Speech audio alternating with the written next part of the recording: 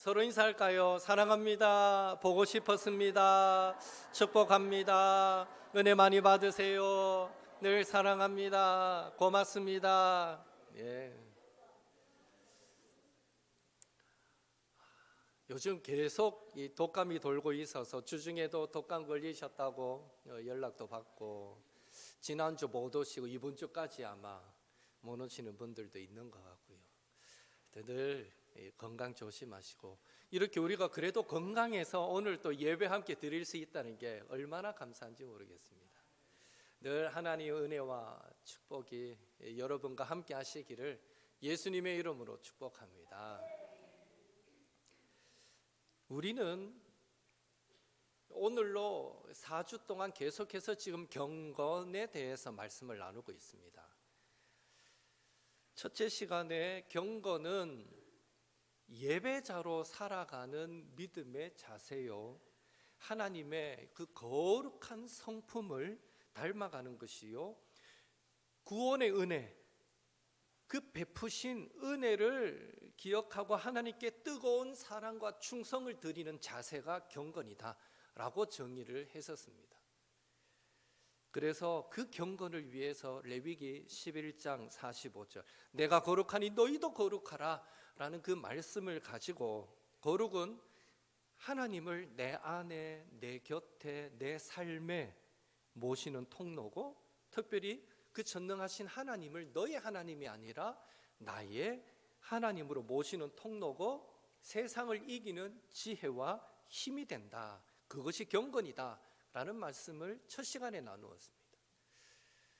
둘째 시간에는 히브리서 10장 23절에서 25절 말씀을 가지고 경건의 모양은 있는데 그 경건의 능력이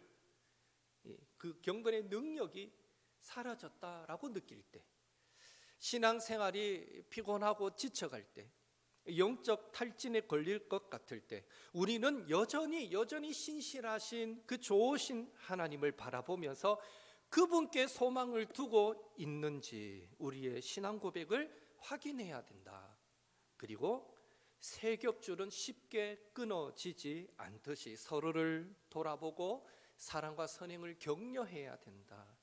모이기를 패하는 사람들의 습관을 따르지 말고 마지막 때일수록 서로 모이기에 힘써야 한다. 그것이 경건의 능력을 지켜가는 방법이다 라는 말씀을 나누었습니다. 세 번째 시간에는 야고보서 1장 27절의 말씀을 가지고 하나님께서 인정하시는 경건의 그 평가 기준이 뭐냐라고 말할 때에, 첫째는 절제된 언어 생활, 둘째는 가난하고 어려운 자들에 대한 실제적인 관심, 그리고 자기를 지켜 세속에 물들지 않는 삶, 이렇게 잘 살았는가 하나님의 평가 기준은 이렇다라고 우리가 말씀을 나누었습니다. 오늘은 네 번째 시간으로 갈라디아서 6장 1절에서 5절 말씀을 가지고 경건의 자세에 대해서 잠시 나누며 은혜 받기를 원합니다. 바울이 갈라디아서를 기록할 때에는 기록 목적이 몇 가지가 있습니다. 첫째, 거짓 복음. 예수님을 믿는 것만으로 충분하지 않아. 진정한 구원은 할례도 받아야 되고 율법도 다 지켜야 돼. 그래야 참 구원을 얻을 수 있어. 이렇게 주장하는 율법주의를 반대하여 구원은 오직 믿음으로, 오직 은혜로 받는다, 주어진다라는 것을 강조하기 위해서 갈라디아서는 기록되었습니다. 둘째로, 율법의 역할은 우리로 죄를 깨닫게 만들고, 그래서 죄인된 우리를 그리스도께로, 구원자 예수님께로 인도하는 것까지가 율법의 역할이고, 그런 의미에서 율법은 우리에게 구원의 수단이 될 수는 없다라는 이것을 강조하기 위해서 갈라디아서가 기록되어졌고요. 셋째로, 그래서 우리가 율법을 지켜서 구원받겠다라는 이런 생각은 예수님께서 십자가로 우리에게 주신 그 자유를 다 버리고 다시 죄의 종이 되는 것이다. 그것은 그러니까 우리가 율법을 지켜서 구원받겠다라는 것은 자유하라고 주시는 그 성령님을 따르지 않고 육체의 욕망을 따르는 것이다 라는 사실을 강조하기 위해서입니다. 그리고 마지막으로 그리스도 안에서 자유를 누리고 성령을 따라 살아갈 것을 강조하기 위해 이 갈라디아서가 기록되었습니다. 그래서 바울은 갈라디아서 5장 16절에서 이렇게 말합니다. 함께 읽겠습니다. 5장 16절, 내가 이르노니 너희는 성령을 따라 행하라. 그리하면 육체의 욕심을 이루지 아니하리라. 아멘. 여기서 바울의 강조점은 예수님을 따르는 경건한 삶, 복음을 따르는 경건한 삶을 살기 위해 성도는 성령을 따라 행해야 한다라는 것입니다. 그래서 바울은 갈라디아서 5장 22절 23절에서 성령을 따라 행할 때 맺게 될 열매로 성령의 열매를 소개해 줍니다. 사랑과 희락과 화평과 오래 참음과 자비와 충성과 온유와 절제와 양성 같은 이런 성령의 열매들을 소개해 주고 있고요.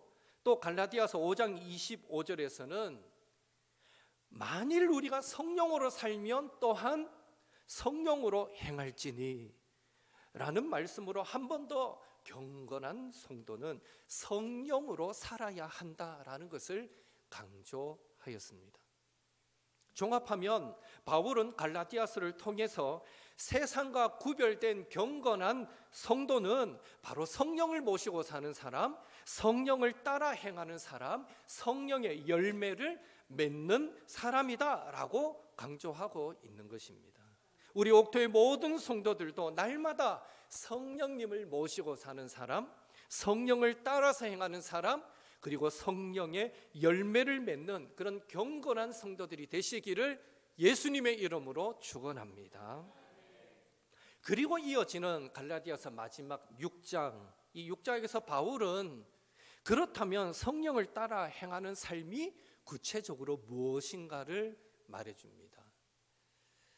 기본적으로 성령을 따라 행한다라는 것은 하나님을 사랑하고 날마다 또 하나님을 높여 예배하고 그 하나님과 친밀한 교제, 교통을 누리는 것을 말합니다. 하지만 그것이 전부는 아닙니다. 성령의 사람 곧 경건한 성도는 다른 사람에게 성령을 따라 사는 증거를 보이는 사람이기도 합니다.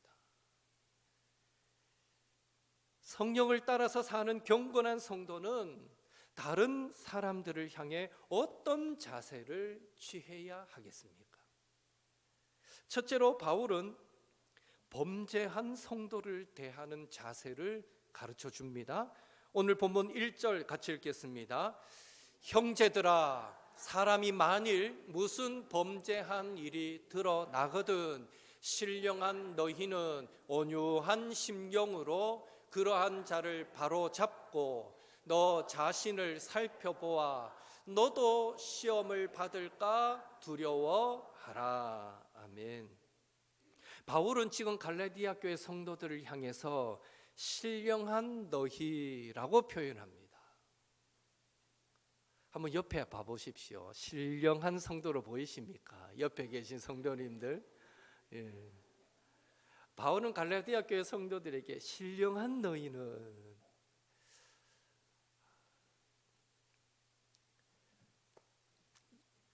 왜 신령하다라고 표현했을까요? 그것은 성령을 모시고 살며 성령을 따라 행하려고 몸부림치는 사람이기 때문입니다. 그런 의미에서 오늘 저와 여러분도 우리 마음대로 살고 싶은 분 이곳에 한 분도 안 계시잖아요. 내 뜻대로 내 고집대로 살고 싶은 성도님 한 분도 안 계시잖아요. 모두 우리는 성령을 따라 행하고 주의 뜻대로 살기를 소망하시는 줄 믿습니다. 그런 의미에서 우리는 동일하게 신령한 너희에 속하는 것입니다. 신령한 너희. 성령으로 말미암아 신령해진 우리들, 신령한 성도인 우리는 범죄한 성도에게, 여기 범죄한 성도 이러니까 뭐 어마어마한 엄청난 죄를 지었나, 범죄한 성도 이거는 우리하고 별 관계가 없는 것 같아라고 치부하기가 쉬운데, 여기 범죄한 성도에게, 즉 진리에서 멀어진 성도에게, 어떤 실수, 잘못, 오해를 한 성도에게 우리는 어떤 태도를 취해야 할 것인가? 바울은 두 가지를 말합니다. 첫째, 온유한 심령으로 그를 바로잡으라. 온유한 심령으로 바로잡으라. 교회와 성도는 잘못한 사람을, 잘못된 길로 가는 사람을 그냥 내버려 두면 안 됩니다. 바로잡아 주어야 합니다. 교회는 모든 성도가 죄를 미워하고 멀리하도록 부지런히 가르쳐야 합니다. 그런데 주의할 것은, 이때 죄를 지적하고 교정하는 사람은, 바른 길을 권면해야 할 사람은 반드시 온유한 심령을 가져야 한다라는 것입니다.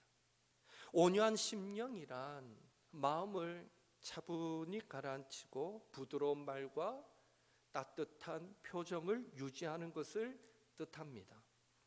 그런데 온유한 심령으로에 해당하는 이 헬라어 원문을 온유한 성령으로라고도 번역할 수 있습니다. 우리는 한글 성경은 온유한 심령으로라고 번역했지만, 또 이 단어 자체가 온유한 성령으로라고도 번역이 가능합니다. 그리고 갈라디아서 5장 23절에 실제로 온유는 성령의 열매다라고 소개해주고 있습니다. 따라서 온유한 심령으로, 온유한 심령이라는 말은 성령으로 충만한 가운데 차분하고 침착하고 따뜻한 마음을 가지는 것, 이것을 온유한 마음을 소유하는 것으로 이해할 수 있습니다. 우리는 바로 이러한 마음으로 잘못된 길을 걷는 형제 자매들을 바로 잡아 주어야 하는 것입니다. 온유한 심령으로 하지 않으면 부작용과 반발만 일으키기 쉬운 것이죠. 둘째로 바울은 우리 자신을 살펴보아서 우리도 시험을 받을까 두려워하라 라고 권면합니다. 우리 자신을 포함하여 모든 사람들이, 심지어 죄를 멀리 하십시오 라고 가르치는 자들도 범죄할 수 있다라는 사실을 우리는 기억해야 합니다. 아담과 하와의 타락으로 태생적으로 우리는 부패하고 오염된 인간입니다. 우리는 이 땅에 사는 동안 끊임없이 죄를 짓고 또 죄악 가운데 살아가고 있는 것입니다. 따라서 다른 형제 자매가 죄를 지을 때, 하나님으로부터 멀어져 갈 때 성도는 반드시 자신을 먼저 주의 깊게 살펴보아야 합니다. 나에게도 문제가 없는지 스스로 점검해 보아야 한다라는 것입니다. 오늘날 교회 안에서 분쟁과 다툼이 종종 일어나는 이유가 무엇입니까? 그것은 형제의 잘못을 온유한 심령으로, 온유한 성령으로, 성령 충만한 마음으로 바라보고 권면하지 못하기 때문입니다. 또 형제의 잘못을 타산지석의 교훈으로 삼지 않기 때문입니다.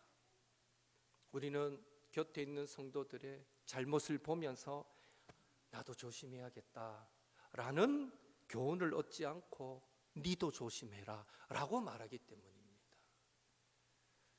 내 탓이오의 자세가 없으니 니 때문이야 라는 이유를 말할 수밖에 없고, 그래서 우리는 한치의 양보도 없는 분쟁, 다툼이 계속해서 일어날 수밖에 없는 것입니다.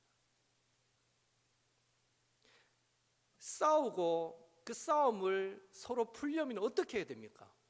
적어도 둘 중에 하나는 그래 내가 잘못했다 말을 해야 그때부터 화해가 시작됩니다. 그래야 화해됩니다. 그런데 서로 한치의 양보가 없어요. 내가 뭐 잘못했는데 네 때문에 아이가 이러기 시작하면 결국 끝까지 분쟁하고 다투고 끝을 보게 되어 있는 것이죠. 우리 옥토의 성도들은 형제 자매의 잘못, 실수, 오해를 온유한 심령으로 성령 충만한 마음으로 그렇게 바로잡고 필요하다면 그들의 허물을 덮어주어서 공동체의 하나됨을 힘써 지켜가시고, 더불어 형제 자매의 그런 잘못을 타산지석의 교훈으로 삼아서 늘 겸손을 잃지 않는 그런 경건한 성도들이 되시기를 예수님의 이름으로 축원합니다. 나는 절대 저렇게 될 일은 없을 거야 라고 생각하지 마시고, 우리는 늘 겸손히 나도 조심해야겠다 교훈을 삼을 수 있기를 바랍니다. 둘째로 바울은 어려움을 겪는 자를 대하는 자세를 가르쳐 줍니다. 2절 함께 읽겠습니다. 너희가 짐을 서로 지라, 그리하여 그리스도의 법을 성취하라. 여기에 짐을 지라 할 때 짐이라는 이 말은 앞서 1절에 성도가 죄와 싸울 때 겪게 되는 어려움, 성도가 범죄함으로 하나님으로부터 멀어짐으로 얻게 되는 그런 고통을 의미합니다. 그리고 더 나아가서는 이 짐은 사람들이 겪는 모든 종류의 어려움들을 포괄합니다. 물론 이 세상에서 우리가 당하는 고통, 어려움이 100% 모두 죄에서부터 비롯되는 것은 아닙니다. 그러나 우리가 성경을 보면 로마서 5장 12절에 죄가 세상에 들어오고 죄로 말미암아 사망이 왔다, 고통이 왔다, 죽음이 왔다라고 성경은 기록합니다. 로마서 6장 23절에 죄의 삭은 사망이다라고 말씀합니다. 그리고 시편 38편 4절에 내 죄로 말미암아 내 뼈에 평안이 없나이다 라고 말씀합니다. 내 죄가 뼈를 녹이는 것 같은 고통을 우리로 겪게 만든다는 것입니다. 그리고 이사야 59장 2절에 너희 죄악이 너희와 너희 하나님 사이를 갈라놓았다 라고도 말씀합니다. 이런 말씀들을 두루두루 참고해 볼 때에 성경적으로 고통의 근본적인 원인이 죄인 것은 분명합니다. 100% 죄다라고 말할 수 없지만 죄가 많은 경우에 우리를 고통스럽게 만듭니다. 2절의 이 바울의 강조점은 우리는 다른 성도가 무거운 짐을 진 것 같은 것을 볼 때에 못 본 채 하지 말아라 라는 것입니다. 죄와 싸워서 이겨보겠다고, 범죄함의 결과로 당하는 그 고통을 이겨보겠다고, 하나님과 멀어졌던 관계를 회복시켜 보겠다고 노력하는 형제 자매의 그 짐을 덜어주기 위해서 우리도 어떤 노력이라도 해야 된다라는 것입니다. 여러 가지 인생의 무거운 짐을 진 자들을 위해서 격려하고 돕는 믿음의 동력자가 되어 주어야 한다라는 것입니다. 예수님께서 수고하고 무거운 짐진 자들아 다 내게로 오라, 내가 너희를 쉬게 하리라 말씀하셨는데요, 오늘 우리가 예수님의 제자로 작은 예수로 이 땅을 살고 있기에 형제 자매의 무거운 짐을 우리가 대신 져주는 마음으로 나누어지는 것이 그들로 예수님 앞으로 나아가게 하는 좋은 방법임을 우리는 꼭 기억해야만 합니다.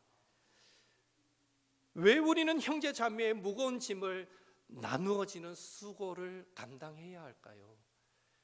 그것은 그렇게 함으로 오늘 말씀에 2절에 기록되어 있듯이 그리스도의 법을 성취할 수 있기 때문입니다. 그리스도의 법이란 갈라디아 교회에 들어온 유대주의자들의 주장을 좀 풍자한 표현입니다. 다시 말해서 유대인들은요 성도들에게 자기들도 지킬 수 없는 율법, 그 율법의 중한 짐을 지게 하면서 자기도 못 지켜, 자기들도 다 율법을 지키지 못하면서 율법은 반드시 지켜야 돼, 율법을 지켜야 구원받아, 그 율법의 중한 짐을 지게 하면서 그것을 하나님의 법이다, 유대주의자들이 이건 하나님의 법이야 라고 주장했던 것에 빗대어서 지금 바울은 성도가 서로 짐을 나누어지는 것이 그리스도의 법이다. 유대주의자들이 말하는 하나님의 법과 반대되는 그리스도의 법이다라고 강조하고 있는 것입니다. 그리스도의 법, 그리스도의 계명은 구체적으로 무엇일까요? 요한복음 13장 34절 35절 같이 읽겠습니다. 새 계명을 너희에게 주노니 서로 사랑하라. 내가 너희를 사랑한 것 같이 너희도 서로 사랑하라. 너희가 서로 사랑하면 이로써 모든 사람이 너희가 내 제자인 줄 알리라. 아멘. 그리스도의 법은 예수님께서 명령하신 새 계명으로서 우리가 서로 사랑하는 것입니다. 그래서 바울도 갈라디아서 5장 14절에서 모든 율법이 이웃 사랑하기를 너 자신같이 하라 하시는 예수님의 그 한 말씀에서 다 이루어졌다라고 바울도 선언했던 것입니다. 그리고 사도 요한은 요한 1서 3장 18절에서 그 서로의 사랑, 그 이웃 사랑은 말과 혀로만 하는 것이 아니라 행함과 진실함으로 이루어져야 한다라고 또 강조했던 것입니다. 결국 우리는 겸손함으로 형제 자매의 짐을 서로 나누어 짐으로써 예수님께서 명령하신 사랑의 법을 성취해 가야 합니다. 잠언 19장 17절 같이 읽겠습니다. 잠언 19장 17절입니다. 가난한 자를 불쌍히 여기는 것은 여호와께 구워 드리는 것이니 그의 선행을 그에게 갚아 주시리라. 아멘. 우리가 형제 자매의 어려움을 도와주면 마치 우리 하나님께서 우리에게 빚진 것처럼 저와 여러분에게 큰 은혜와 복을 내려주실 줄로 믿습니다. 그런 의미에서 너희가 다 마음을 같이하여 동정하며 형제를 사랑하며 불쌍히 여기며 겸손하며 라고 말했던 이 베드로의 권면도 기억하시고 이번 한 주간 살아갈 때에 가족, 성도, 동료의 그 염려와 고민을 좀 더 깊이 이해하고 아픔과 상처가 아물도록 도우며 어려움을 서로 나누어지는 일에 최선을 다함으로 서로 사랑하라 하신 그리스도의 법을 몸소 실천하며 살아가는 그런 경건한 성도들이 다 되시기를 예수님의 이름으로 축원합니다. 마지막으로 바울은 자기 자신을 대하는 자세를 가르쳐 줍니다. 4절 5절 같이 읽겠습니다. 각각 자기의 일을 살피라. 그리하면 자랑할 것이 자기에게는 있어도 남에게는 있지 아니하리니 각각 자기의 짐을 질 것이라. 아멘. 이 갈라디아서 이 6장 1절에서 3절에서는 다른 사람을 대하는 자세를 말하고 있고요. 이제 4절에서 5절은 자기 자신을 대하는 자세에 대해서 권면하는 것입니다. 4절에서 바울은 각각 자기의 일을 살피라 라고 권면합니다. 자기의 일을 살피라 라는 말씀은 자신을 성찰하고 돌아보라 라는 뜻입니다. 다른 사람을 바른 길로 인도하고 싶거든, 다른 사람의 짐을 나누어 지려고 하거든, 그렇게 하기 전에 먼저 자신을 돌아보고 점검해 보라라는 것입니다. 자신이 성령으로 충만해 온유한 심령을 소유하고 있는지, 자신이 하나님과 바른 관계 속에 있는지, 자신에게는 그와 같은 죄가 없는지를 살펴보아라라는 것입니다. 그렇게 자신을 성찰하고 돌아보아야 자신을 더욱 성령 충만한 온유한 심령의 소유자로 만들어야 우리는 다른 사람들을 더 잘 돕고 섬길 수 있게 되는 것입니다. 만약 그렇지 않으면 우리는 예수님으로부터 외식하는 자여 하고 책망받을 수밖에 없습니다. 먼저 내 눈 속에 있는 들보를 빼어라. 그 후에야 밝히 보고 형제의 눈 속에서 티를 빼리라. 우리는 첫째, 자신을 성찰하고 돌아보아야 됩니다. 둘째, 각각 자기의 일을 살피라라는 말은요, 내가 감당해야 될 일이, 내가 감당해야 될 사명이 무엇인가를 찾으라, 이런 의미도 됩니다. 그런 의미에서 우리는 우리 자신이 가지고 있는 좋은 것들, 나의 재능이 무엇인지, 내가 가장 잘할 수 있는 것이 무엇인지를 찾고 그것이 나에게 있음에 감사하고 그것을 가지고 다른 사람을 돕고 섬기는 것이 각각 자기의 일을 살피는 것이다 라고 우리에게 가르쳐주고 있는 것입니다. 모두가 눈이 될 수 없고, 모두가 손이 될 수 없고, 모두가 입이 될 수도 없습니다. 우리 각자에게 주신 사명은 다르고 은사는 다릅니다. 그런데 우리는 특정 어떤 은사에 집중하면서 나에게도 저 은사를 주며 내가 하나님께 더 크게 쓰임 받아야지 라고 생각하기 쉬운데, 주님이 원하시는 것은 그거 생기기 전에는 가만히 있는 거, 그런 거 하지 말고 이미 내가 잘할 수 있는 것, 이미 나에게 주신 은사를 찾고 그것으로 부지런히 교회와 성도를 섬기라는 것입니다. 이게 경건한 성도의 마땅한 자세다라고 가르치고 있습니다. 또 5절에 보면 바울은 각각 자기의 짐을 지라라고 권면합니다. 2절에서는요, 너희가 짐을 서로 지라라고 말했습니다. 2절에서는 서로 짐을 지라 말하고, 또 지금 5절에서는 각각 자기의 짐을 지라고 말합니다. 뭔가 모순되는 것 같잖아요. 바른 이해를 위해서 우리는 그 전체적인 흐름을 이해해야 되는데, 앞서 잠시 언급한 대로 2절, 3절은 다른 사람을 돌아보고 다른 사람에게 사랑을 베풀어 주라라고 권면했습니다. 2절, 3절의 적용 대상은 다른 사람입니다. 하지만 4절, 5절에서는 각각 자신을 살펴보아야 한다라고 말씀하고 있습니다. 4절, 5절의 적용 대상은 자기 자신입니다. 따라서 바울은 지금 모순되는 말을 하고 있는 것이 아니라, 성도는 서로 짐을 나누어 짐으로 그렇게 서로를 도와야 하고, 그와 동시에 각각 자신의 짐을 짐으로 자기의 책임, 자기의 의무도 다해야 한다라고 지금 강조하고 있는 것입니다. 이와 비슷한 말씀이 빌립보서 2장 4절입니다. 같이 읽겠습니다. 각각 자기 일을 돌볼 뿐더러 또한 각각 다른 사람들의 일을 돌보아 나의 기쁨을 충만하게 하라. 아멘. 경건한 성도가 되는 것 쉬운 일이 아닌 것 같습니다. 부지런해져야 할 것 같습니다.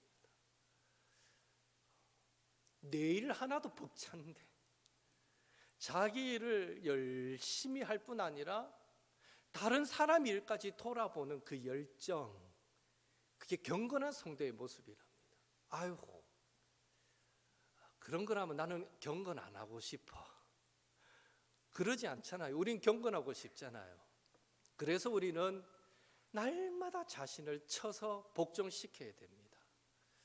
내 곁에 있는 형제, 자매, 가족, 그들 향한 본능적으로 자꾸만 생겨나는 무관심 쳐서 복종시켜야 됩니다. 또 관심을 갖고, 또 눈여겨보고, 또 섬기고, 또 사랑하려고 노력해야 됩니다. 경건은 그냥 되는 것이 아니라 끊임없이 자신을 쳐서 말씀 앞에 복종시키고 작은 예수로서 어떻게든지 예수님을 드러내려고 우리 삶 속에서 몸부림칠 때 우리는 경건한 성도가 되는 것입니다.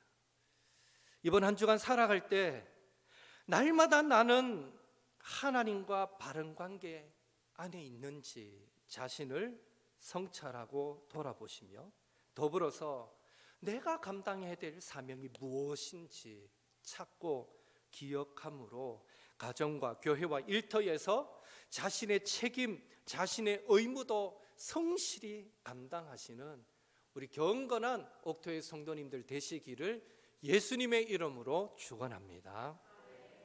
이 시간 함께 기도하겠습니다. 우리 받은 말씀 기억하시면서 날마다 성령을 모시고 사는 성도, 성령을 따라 행하고 성령의 열매 맺는 경건한 성도 되게 하옵소서.